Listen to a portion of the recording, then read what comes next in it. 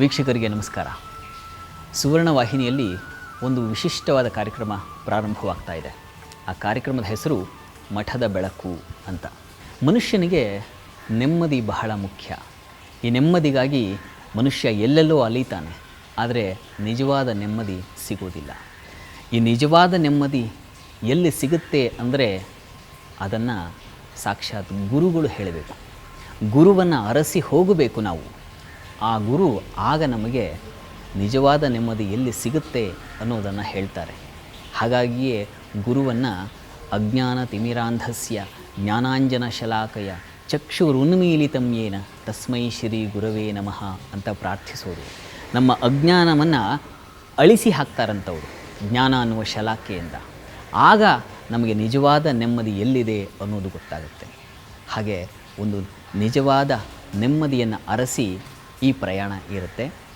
ನಮ್ಮ ಗುರುಗಳ ಆಶೀರ್ವಾದ ನಮಗಾಗಬೇಕು. ಆ ಉದ್ದೇಶದಲ್ಲಿ ನಾವು ನಮ್ಮ ಕರ್ನಾಟಕದ ಮಠಗಳಿಗೆ ಭೇಟಿಯನ್ನು ಕೊಟ್ಟು ಅಲ್ಲಿನ ಗುರುಗಳನ್ನು ಸಂದರ್ಶಿಸಿ ಆ ಗುರುಗಳ ಆಶೀರ್ವಾದವನ್ನು ನಿಮಗೆ ತಲುಪಿಸಬೇಕು ಅನ್ನುವಂಥ ಒಂದು ವಿಶಿಷ್ಟ ಉದ್ದೇಶದಲ್ಲಿ ಈ ಕಾರ್ಯಕ್ರಮವನ್ನು ಪ್ರಾರಂಭ ಮಾಡ್ತಾ ಇದ್ದೀವಿ. ಅಂದಹಾಗೆ ನಾವು ಈ ಹೊತ್ತು ನಿಮ್ಮನ್ನು ಕರೆದೊಯ್ತಾ ಇರ್ತಕ್ಕಂಥದ್ದು ಶೃಂಗೇರಿಯ ದಕ್ಷಿಣಾಮ್ನಾಯ ಪೀಠಕ್ಕೆ.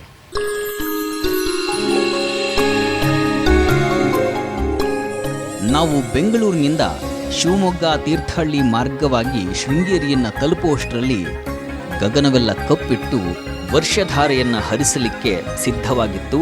ಆ ತುಂಬು ಮೋಡದ ವಾತಾವರಣದಲ್ಲೇ ಆ ರಸ್ತೆಯನ್ನು ಸಾಗುತ್ತಿದ್ದರೆ ಮನಸ್ಸಿಗೇನೋ ಆಹ್ಲಾದ.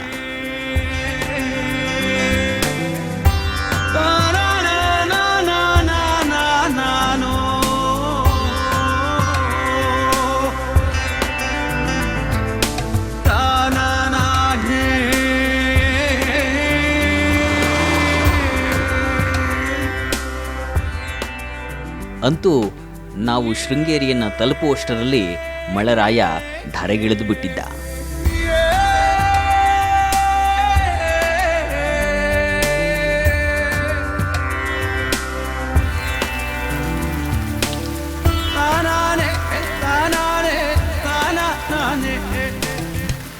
ಮಳೆಯಲ್ಲೇ ರಾಜಗೋಪುರ ದರ್ಶನ ಮಾಡಿ ಒಳಗೆ ಪ್ರವೇಶಿಸ್ತಾ ಇದ್ದರೆ ಆ ಪರಿಸರ, ಆಹ್ಲಾದವೆನಿಸುವ ವಾತಾವರಣ, ಮೈ ತುಂಬಿದ ಈ ಪ್ರಕೃತಿ ಸೌಂದರ್ಯವನ್ನು ನೋಡಿ ಮೈ ಮನಗಳೆಲ್ಲ ಮಂತ್ರಮುಗ್ಧವಾಗಿಬಿಟ್ಟಿದ್ವು.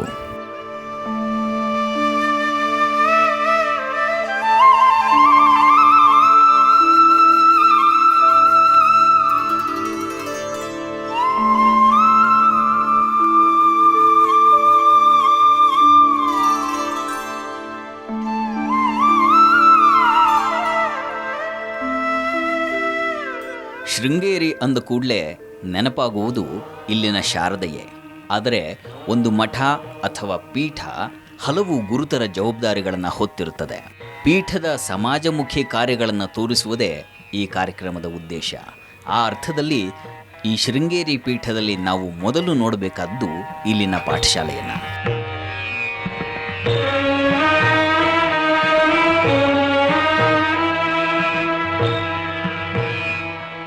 ಜ್ಞಾನವಿಹೀನಸ್ಯ ಮುಕ್ತಿ ನಭವತಿ ಜನ್ಮಶತೇನ ಅಂತಾರೆ ಭಗವತ್ಪಾದರು. ಹಾಗಂದರೆ 100 ಜನ್ಮಗಳನ್ನು ಕಳೆದರೂ ಜ್ಞಾನ ಅನ್ನೋದಿಲ್ಲ ಅಂದರೆ ನಮಗೆ ಮುಕ್ತಿ ಲಭ್ಯವಾಗೋದಿಲ್ಲ ಅಂತೆ. ಹಾಗಾಗಿ ಅಂಥ ಮುಕ್ತಿಯ ಮಹಾಸಾಧನವಾದಂಥ ಜ್ಞಾನವನ್ನು ಪಡೆದುಕೊಳ್ಳುವಂಥ, ಜ್ಞಾನ ಅರ್ಜನೆಯನ್ನು ಮಾಡುವಂಥ ಪವಿತ್ರ ಕ್ಷೇತ್ರ ಇದು. ಇದನ್ನು ಸದ್ವಿದ್ಯಾ ಸಂಜೀವಿನಿ ಸಂಸ್ಕೃತ ಮಹಾಪಾಠಶಾಲೆ ಅಂತ ಕರೀತಾರೆ.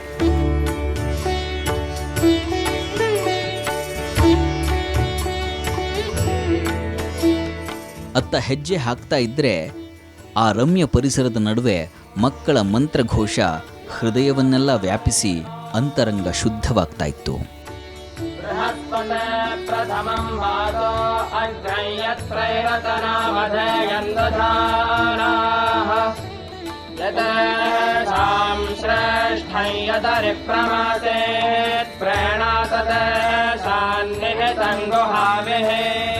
ನಾವು ಆ ಸ್ನಿಗ್ಧ ಪರಿಸರದ ಕಾಲು ಹಾದಿಯಲ್ಲಿ ಪಾಠಶಾಲೆಯತ್ತ ಹಾದಿಯನ್ನು ಮುಂದುವರೆಸಿದ್ವಿ.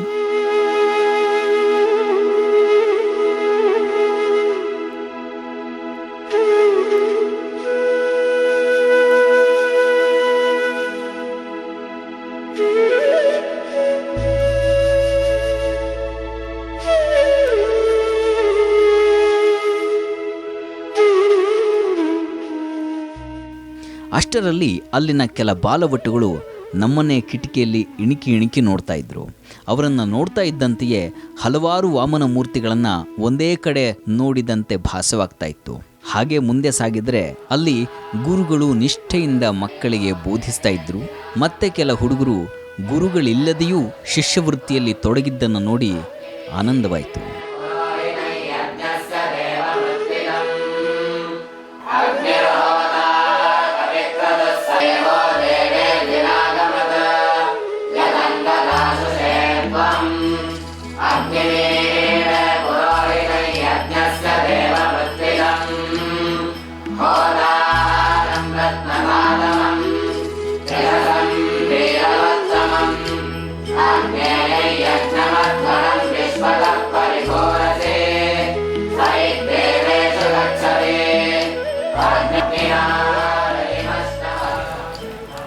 ಮನುಷ್ಯನಿಗೆ ಪ್ರಕೃತಿಯ ಸಖ್ಯ ಬಹಳ ಮುಖ್ಯ.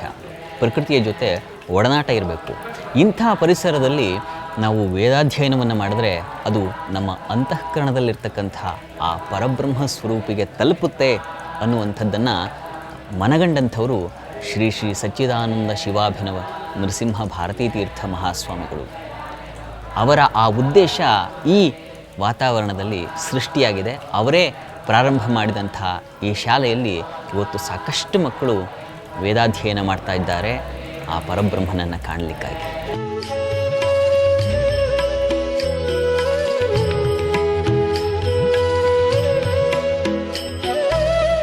ಅಲ್ಲಿನ ಪಾಠಶಾಲೆಯ ಅಧ್ಯಕ್ಷರನ್ನು ನಾವು ಮಾತಾಡಿಸಿದ್ವಿ.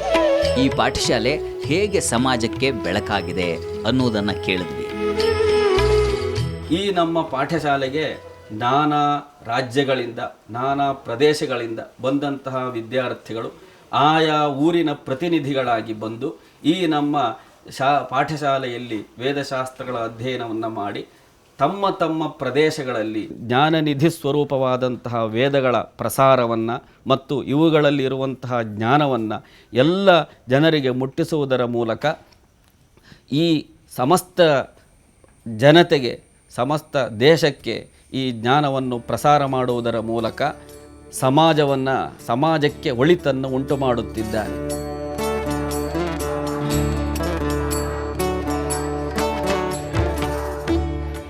ಇಲ್ಲಿ ಯಾವುದೇ ಲೌಕಿಕ ಆಮಿಷಗಳಿಗೆ ಒಳಗಾಗದೆ ವಿದ್ಯಾರ್ಥಿಗಳು ಪಾರಮಾರ್ಥಿಕ ಚಿಂತನೆಯನ್ನು ಮಾಡಲಿಕ್ಕೆ, ಧ್ಯಾನ, ಮನನ, ನಿಧಿಧ್ಯಾಸಗಳನ್ನು ಮಾಡಲಿಕ್ಕೆ ಅನುಕೂಲ ವಾತಾವರಣವನ್ನು ಇಲ್ಲಿ ಕಲ್ಪಿಸಿಕೊಡಲಾಗಿದೆ. ಆ ನಿಟ್ಟಿನಲ್ಲಿ ವಿದ್ಯಾರ್ಥಿಗಳು ಕೂಡ ಅಭ್ಯಾಸದಲ್ಲಿ ನಿರತರಾಗಿದ್ದಾರೆ. ಇಲ್ಲಿ ಮುಖ್ಯವಾಗಿ ಸಂಸ್ಕೃತ ಹಾಗೂ ವೇದ ಅನ್ನುವಂಥ 2 ವಿಭಾಗಗಳಿವೆ. ಸಂಸ್ಕೃತ ಓದುವವರಿಗೆ ಬೇರೆ ಅಭ್ಯಾಸ ಕ್ರಮ, ವೇದ ಓದುವವರಿಗೆ ಬೇರೆ ಅಭ್ಯಾಸ ಕ್ರಮ. ಅಂದಹಾಗೆ ಇಲ್ಲಿ ಗಮನಿಸಬೇಕಾದದ್ದು ಸಂಸ್ಕೃತ ಹಾಗೂ ವೇದದ ಹಾದಿಗಳನ್ನು. ಸಂಸ್ಕೃತ ಓದಿದವರು ಸಂಸ್ಕೃತ ಪ್ರಾಧ್ಯಾಪಕರಾಗಿ, ಉಪನ್ಯಾಸಕರಾಗಿ ಕಾರ್ಯನಿರ್ವಹಿಸ್ತಾರೆ. ಇನ್ನು ವೇದ ಓದಿದವರು ದೇಶದ ಎಲ್ಲ ಕಡೆ ಪಾಠ, ಪೌರೋಹಿತ್ಯ ವೃತ್ತಿಗಳಲ್ಲಿ ತೊಡಗಬಹುದು.